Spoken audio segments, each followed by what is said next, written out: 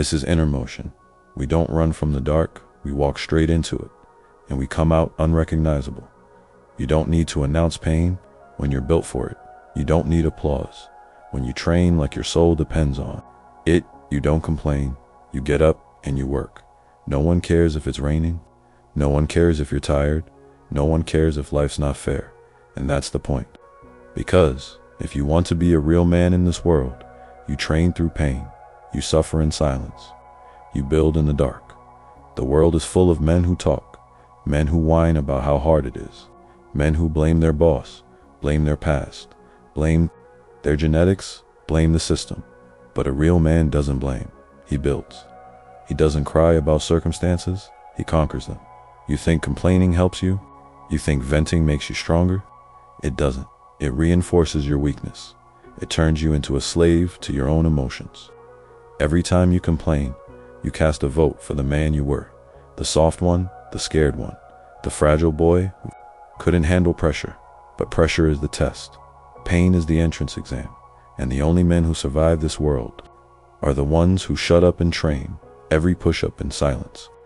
Every cold morning you run through, every time you choose reps over rest, you're sending a message to the world. You're saying, I don't need sympathy. I don't need validation. I'm here to work. I'm here to suffer. I'm here to become.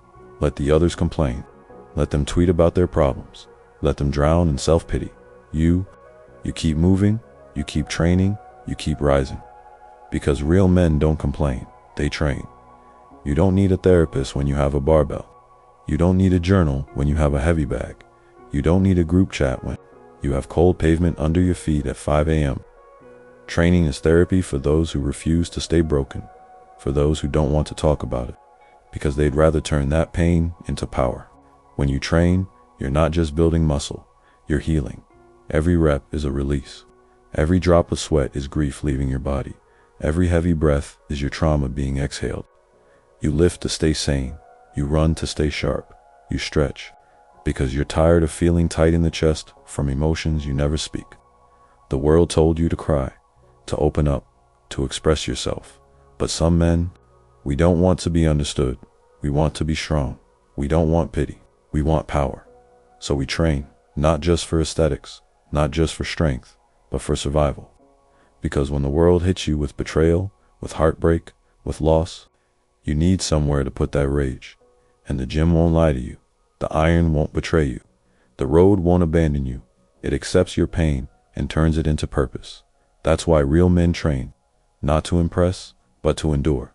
You don't need to post it. You don't need to record it. You don't need anyone to cheer. You just need one place in this world where the pain makes sense. And for us, that place is training. Real men don't explain their grind. They just grind. They don't need to say, I'm working on myself, because they're already deep in the process. While others post quotes about growth, they're in the gym sweating. While others talk about goals, they're putting in reps.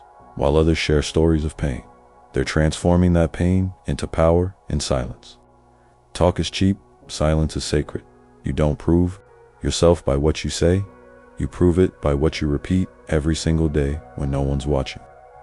You prove it when you train without motivation, when you grind without recognition, when you suffer without complaint. This world rewards the men who move in shadows, who walk alone, who bleed behind closed doors. Because when the moment comes and the lights hit and the world watches, they're already ready, already built, already sharpened by solitude. The loud ones fade, the silent ones last. Because discipline whispers, but its results scream. You don't owe the world an explanation. You owe it results. You don't need applause. You need obsession. You don't need to broadcast every step. You just need to take the next one, and the next, and the next, until one day they look at you and ask how you did it. And all you say is, I didn't talk, I trained. Most men run from pain, but the ones who grow, they walk toward it. Because pain isn't your enemy, it's your blacksmith. It molds you. It burns off the weakness. It sharpens your mind. Every heartbreak, every failure, every betrayal, it's a blade, and you can let it cut you down, or you can pick it up and forge yourself with it. That anger inside you, that sadness, that shame, it's energy. And if you learn to direct it, it becomes your fuel. The weights don't care if you're hurting. The pavement doesn't care if you're grieving. The pull-up bar won't ask why you're angry, but they will absorb every ounce of it and give it back to you as strength. That's why real men train through pain, because they know pain is the entry fee to greatness. You can sit and cry, or you can lift and rise. You can complain about your story, or you can rewrite it with your discipline. The man who's been through hell but never broke, he's dangerous. Not because of what he says, but because of what he survived. Let pain shape you. Let suffering carve your edges. Let the fire forge your frame. Because when the world sees you and wonders where your strength came from, you'll know. It came from every wound you refused to waste. There's a reason why the strongest men are quiet, why the most disciplined ones disappear for months, why the real warriors walk alone, because the masculine path is not a group trip.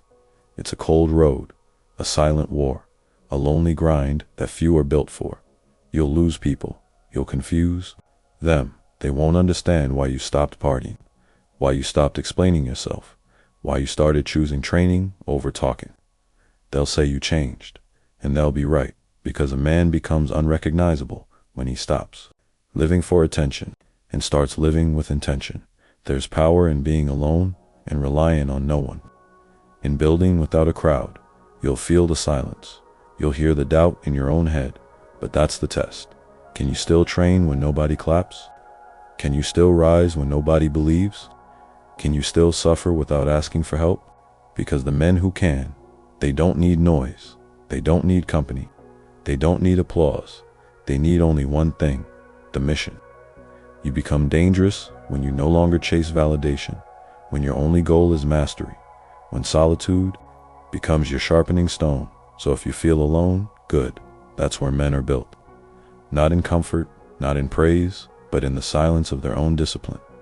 In the end, there's only one question that matters. Are you becoming the man you would admire?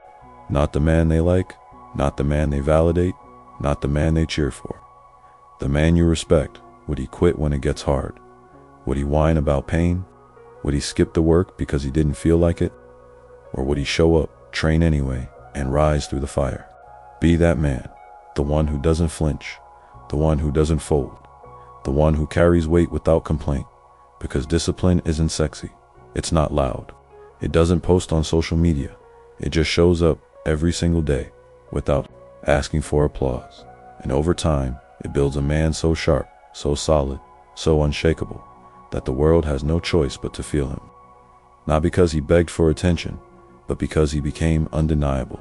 So stop complaining, stop waiting, stop seeking comfort, train, bleed, evolve, and become the man you were born to be.